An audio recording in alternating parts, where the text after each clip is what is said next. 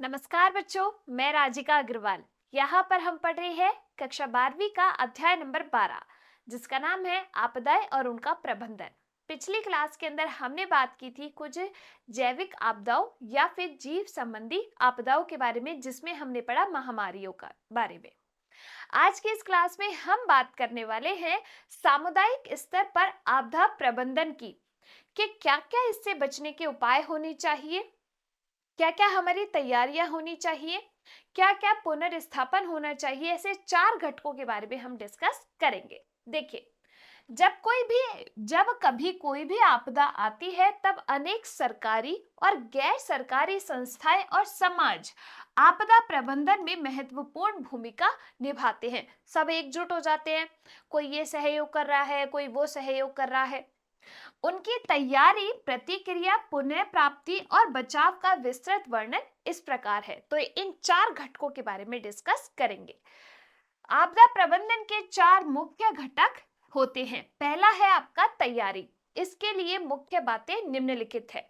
सामुदायिक जागरूकता और शिक्षा। लोगों को पता होना चाहिए कि ये इस प्रकार की आपदा है और इससे बचने के लिए हम ये उपाय कर सकते हैं। जैसे मान लो, एक एग्जाम्पल हमने लिया भूकंप का। भूकंप आ रहा है तो लोगों को पता होना चाहिए भूकंप आने पे तुरंत अपने घर से बाहर निकलना है। घर से बाहर नहीं निकल पा रहे तो अपने जो सर है उसको अपने हाथों से ढक लेना है, या किसी टेबल या मेज के नीचे छुप जाना है। तो ऐसी कुछ शिक्षा, ऐसा जो नॉलेज है वो लोगों को होनी चाहिए। आपदा प्रबंधन योजना की तैयारी समुदाय, स्कूल और व्यक्तिगत रूप से होनी चाहिए। मान लीजिए कोई ऐसी आपदा आ रही है या आने में है, तो पहले से ही उसके बारे में पूरी योजना तैयार होनी चाहिए। स्कूलों की साइड से भी, जैसे आपके किसी भी समुदाय की साइड से, तो ये सारी पहले से ही तैयारी होनी चाहिए। नकली अभ्यास और प्रशिक्षण। नकली अभ्यास को अपन कहते हैं मॉक ड्रिल। जैसे कि मान लीजिए कोई आतंकवादी हमला होता है, तो उस आतंकवादी हमले में हमें कैसे बचना है, कैसे संयम से काम लेना है, इसके बारे में हमें ऐसी नकली अभ्यास करना चाहिए। सामग्री और मानव कुशलता दोनों की उपलब्धता की सूची तैयार होना, कि अगर मान लीजिए इस क्षेत्र में बाढ़ आई है, तो लोगों को जब हम इस क्षेत्र से दूसरे क्षेत्र में लेकर जाएंगे, तो वहां पर कितने खाने की आवश्यकता होगी, क्या मेडिकल ट्रीटमेंट के लिए कितनी टीम की आवश्यकता होगी, वो पूरी सूची तैयार होनी चाहिए।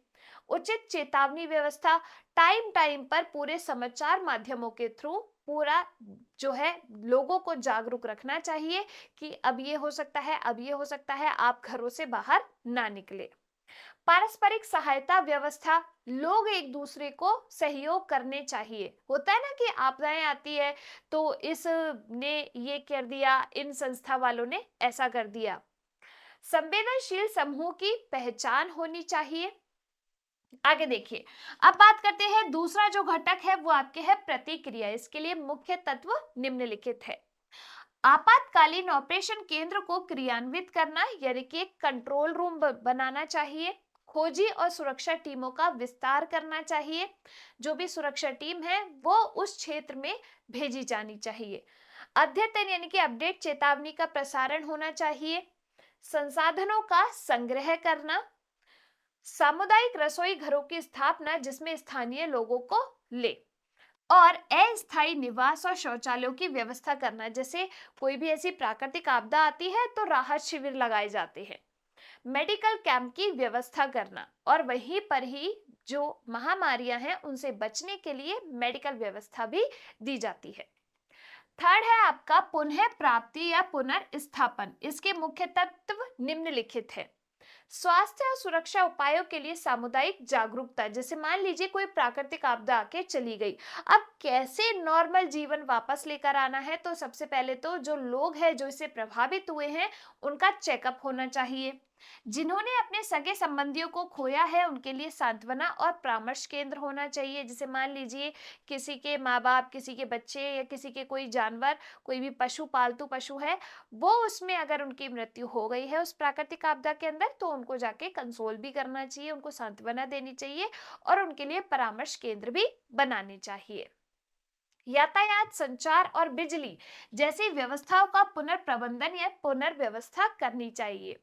क्योंकि आपको पता है जैसे मान लो कोई सुनामी आ गई या कोई चक्रवात आ गया, मान लीजिए कोई चक्रवात है जिसकी वजह से बिजली के खंभे टूट गए हैं, तो कनेक्शन टूट गए लोगों के घरों में बिजली के, तो उसको पुनः व्यवस्थित करना चाहिए। शरण स्थल की उपलब्धता, कि कोई जो व्यक्ति है अगर उसका घर नष्ट हो गया है तो उसको ऐसी जगह जाकर रहने के लिए व्यवस्था करनी चाहिए।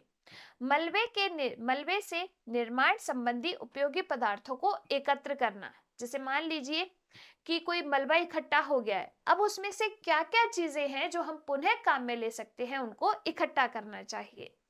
आर्थिक सहायता प्रदान करना, जिन लोगों ने अपने सगे संबंधियों को खो दिया इन प्राकृतिक आपदाओं में, अपने घरों को खो दिया, अपने रोजगार खो दिए, तो उनको ऐसी कुछ आर्थिक सहायता भी देनी चाहिए जिससे वो अपना जीवन गुजारा कर सके। रोजगार के अवसर तलाशना और नई इमारतों का निर्माण करना, जैसे मान लो भूकंप है उसमें इमारत गिर गई तो पुनः नई इमारतों का निर्माण करना, ये पुनर्स्थापन है। आगे देखिए चौथा जो है वो है आपके रोकथाम या बचाव, कैसे इसकी रोकथाम की जा सकती है, कैसे इनसे बचा जा सकता है। तो देखो भूमि के उपयोग की योजना, कि किस तरीके से इस भूमि को काम में लेना है, हमें वृक्षारोपण करना चाहिए, वृक्षों को काटना नहीं चाहिए ज्यादा मात्रा में। खतरे वाले स्थान में बसने पर रोक, जैसे मान लीजिए कोई ऐसा तटीय क्षेत्र है उसके आसपास घर नहीं होने चाहिए, क्योंकि अगर सुनामी आई तो वहां पर उस क्षेत्र को नष्ट कर देगी। आपदा प्रतिरोधक बिल्डिंग या इमारतें, जब बात करते हैं भूकंप आने की तो भूकंप से बचने के लिए अपनी इमारत नहीं ढहे, उसके लिए ऐसे घरों का डिजाइन बनाना चाहिए जो भूकंप में भी खड़े रहे। आपदा के आने से पूर्व ही खतरे को कम करने के तरीके ढूंढना, कि किस प्रकार से इसको कम किया जा सकता है। सामुदायिक जागरूकता और शिक्षा, लोगों को इसके बारे में पता होना चाहिए, उनको बताना चाहिए कि ये प्राकृतिक आपदाएं होती हैं, इनसे बचने के ये उपाय है। किसी भी आपदा के समय सर्वप्रथम पड़ोस से ही सहायता पहुंचती है। सर्वप्रथम सहायता पहुंचाने वाले लोग प्राय मेडिकल और अन्य घटनाओं को समझ पाने और संभालने के लिए उचित ढंग से अनभिज्ञ होते हैं। उन्हें स्थिति का सामना करने का प्रशिक्षण और कौशल नहीं होता, अतः सामुदायिक स्तर पर प्रबंधन का उद्देश्य स्थानीय लोगों को आपातकालीन स्थिति का प्रभावपूर्ण ढंग से सामना करने का प्रशिक्षण देना होना चाहिए। यानी कि लोगों को, उस वहां के स्थानीय लोगों को बताना चाहिए पहले से ही कि इन प्राकृतिक आपदाओं का सामना आपको इस प्रकार से करना है। अब बात करते हैं आपदा प्रबंधन पर सरकारी पहल, कि सरकार ने क्या क्या काम किया है। देखो भारत सरकार ने प्रधानमंत्री की अध्यक्षता में आपदा प्रबंधन के लिए राष्ट्रीय कमेटी, जिसको अपन बोलते हैं national committee on disaster management NCDM, इसकी स्थापना की है। इस राष्ट्रीय कमेटी के प्रस्ताव राष्ट्रीय आपदा प्रबंधन कार्यक्रम का आधार होंगे और प्राकृतिक आपदा प्रबंधन और प्रतिक्रिया तंत्र को इससे बल मिलेगा। तो इसके लिए कमेटी यहाँ पर बनाई गई है। यूनाइटेड नेशंस डेवलपमेंट प्रोग्राम भी सरकार की आपदा प्रबंधन की क्षमता को मजबूत करने में सहायक होती है। कार्यक्रम में निम्नलिखित घटक सम्मिलित होंगे। प्रांत और जिले के आपदा प्रबंधन योजना का विकास, आपदा प्रबंधन योजना और स्थानीय स्वयं सरकारी विकास योजनाओं का परस्पर तालमेल होना चाहिए आपस में। सभी स्तरों का आपदा प्रबंधन टीम बनाई जाए और इसमें सभी कमेटी और टीमों में महिलाओं का प्रतिनिधित्व भी उचित अनुपात में होना आवश्यक है, क्योंकि ऐसा तो नहीं है प्राकृतिक आपदा सिर्फ जो लड़के हैं या आदमी है केवल नर है उन पे ही आएगी, भाई फीमेल्स पे भी आती है। तो गांव, वार्ड, ग्राम पंचायत, ब्लॉक, शहरी स्थानीय ढांचा, जिला और राज्य, इन सब में जो है इस तरीके से पूरी व्यवस्था होनी चाहिए। सभी स्तरों पर आपदा प्रबंधन टीम की क्षमता बढ़ाई जाए। प्राथमिक उपचार, शरण स्थलों का प्रबंधन, पानी, सफाई, बचाव, निकास और रिक्तीकरण में महिलाओं को विशेष प्रशिक्षण दिया जाना चाहिए। आगे देखिए आपदा खतरा प्रबंधन और प्रतिक्रिया योजना का विकास गांव, वार्ड या ग्राम पंचायत, ब्लॉक या शहरी स्थानीय स्तर पर होना चाहिए। आपदा प्रवृत्त स्थानों में इमारतों में चक्रवात और भूकंप प्रतिरोधक क्षमता वाले फीचर लगाने चाहिए कि वो उसमें भी रुक जाए। पुनर्स्थापन के प्रशिक्षण और निर्माण की ट्रेनिंग के लिए प्रदर्शन टीम होनी चाहिए जो बता सके कि इस तरीके से हमें ये करना है। क्लियर? और इस तरीके से ये चैप्टर हुआ अपना कंप्लीट। आज की इस क्लास में हमने बात की है कि किस किस तरीके से सामुदायिक स्तर पर आपदाओं से निपटने के प्रबंधन होने चाहिए, साथ के साथ सरकार की क्या पहल है उसके बारे में। अगर आपको क्लास पसंद आई है, आप इस क्लास को लाइक कीजिए। जो भी आपके डाउट्स है वो आप कमेंट सेक्शन में लिख सकते हैं। हम मिलेंगे अगली क्लास में, तब तक आप लोग खुश रहिए, स्वस्थ रहिए। धन्यवाद।